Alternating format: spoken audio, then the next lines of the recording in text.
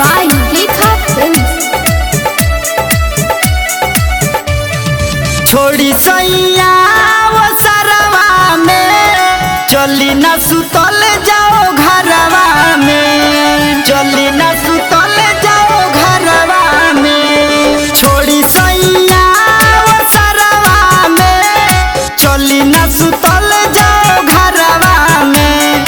ससु बनी ओगल जेठ बनी बगल देवरज बानी पहरवा में।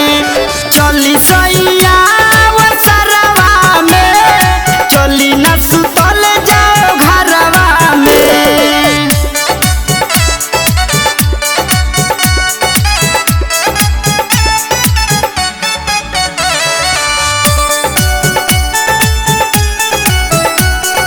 चली न सुतल जाओ घरवा में।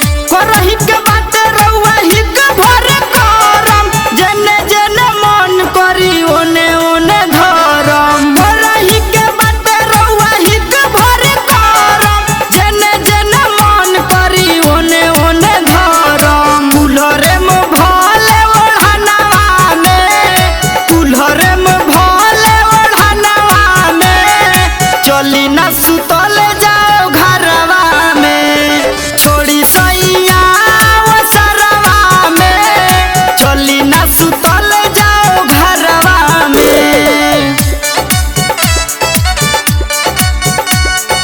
Rekha Digital Recording Studio, Bettiah.